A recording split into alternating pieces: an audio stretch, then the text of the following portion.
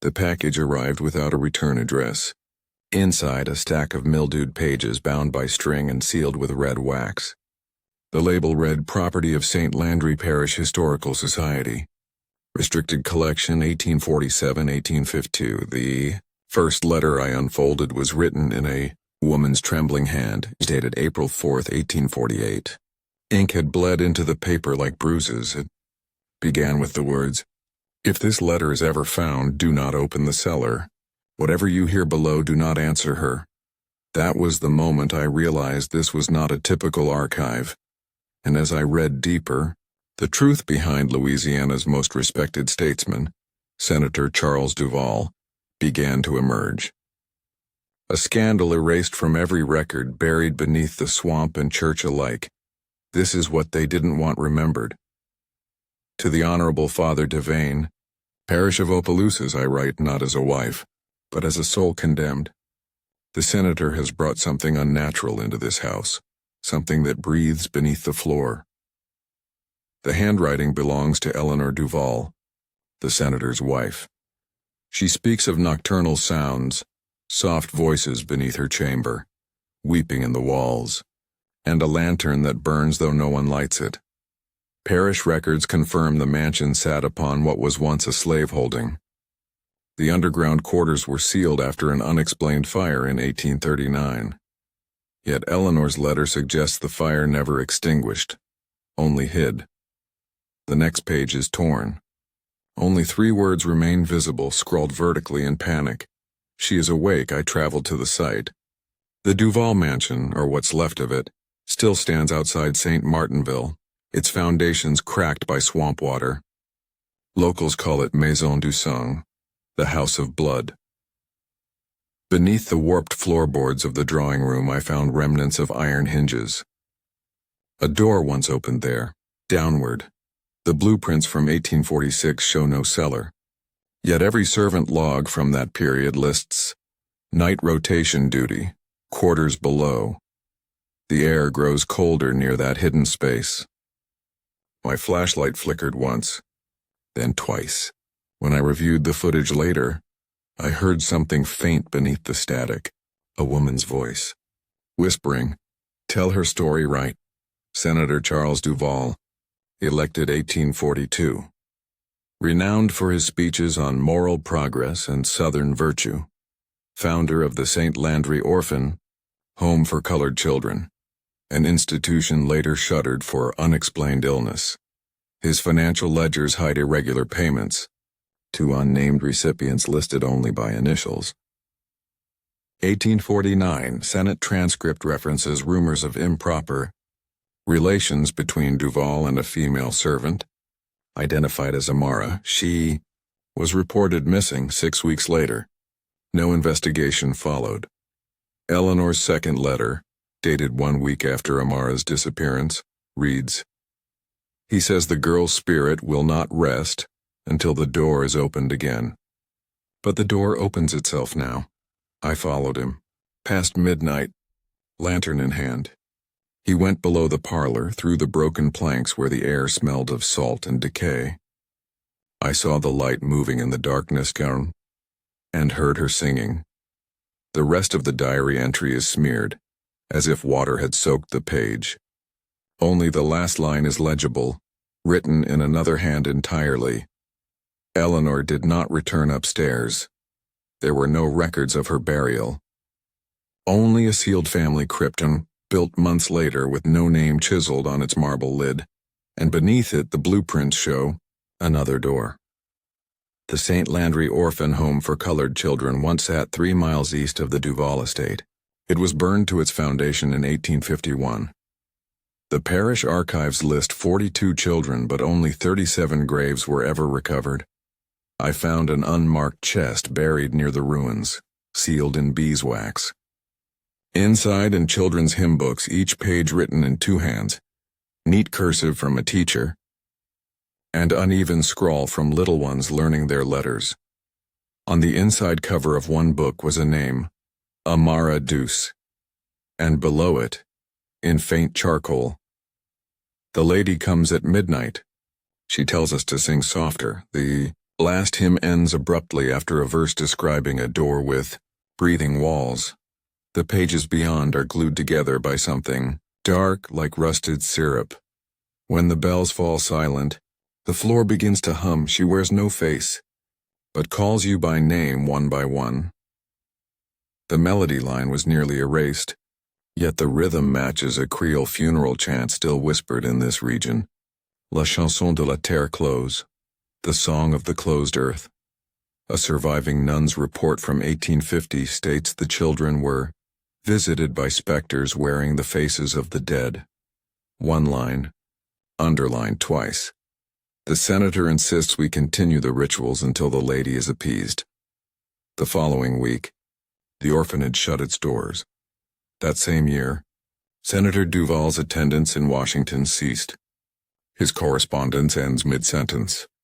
She says her children are ready. From the senator's private study, a ledger written not in ink but a dark, faded pigment that tests negative for iron compounds. Each page lists initials beside months and dollar amounts. The final column reads only delivered. At the bottom of one page, Eleanor's name appears, crossed out violently. Beneath it, the last line, "The gate beneath the house must remain open, or she will feed upon me next." Parish rumor describes the Duvall home as cursed after his death. Visitors reported the smell of rot despite sealed walls. The reverend who blessed the crypt in 1852 died within days of lung fever. The ledger was recovered from the foundation during renovations in 1924, and then disappeared.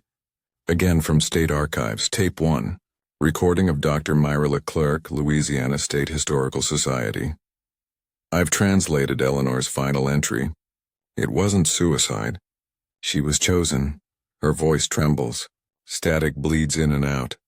The rituals below the mansion were meant to preserve power, political, financial, by binding the suffering of slaves and orphans into what Duvall called the covenant of flesh. He believed sin could be transferred, but he miscalculated. It transfers back. She pauses. There is a sound beneath the playback. A woman whispering mercy, thank you. Then something else, breathing. The tape ends mid-scream. Dr. Leclerc's body was found 2 days later, throat blackened, lungs filled with ash.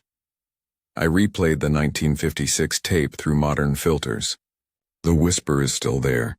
Slowed to half speed, the voice forms distinct syllables. Jonah, come home. My name, I've never spoken it aloud on this project. The waveform on screen pulses like a heartbeat. Then beat a flicker. The same phrase Eleanor wrote in her first letter appears automatically in my transcript software, typed by unseen hands. Do not open the cellar. Yet below the warning, letters continue to form one by one. She is still waiting. The parish granted temporary access to the Duvall Foundation for archival photography. I didn't tell them what I'd heard on the tape. The entrance lies beneath the collapsed veranda. One step and the smell of iron rises like old blood. Dust dances in the beam of my camera light. The staircase curves too long. Geometry fails here. Each turn steeper, wetter, as if descending through lungs. On the final step, a chain fused into stone, its links half melted. Someone tried to drag something back up. My recorder crackles. For a moment it catches the rhythm of breathing. Not mine. The walls glisten as if oiled. Symbols carved with crude tools. Circles divided by crosses. Children's faces scratched beside them. I recognize a phrase from Eleanor's third letter, transcribed in French Creole, Le marché du silence, the market of silence.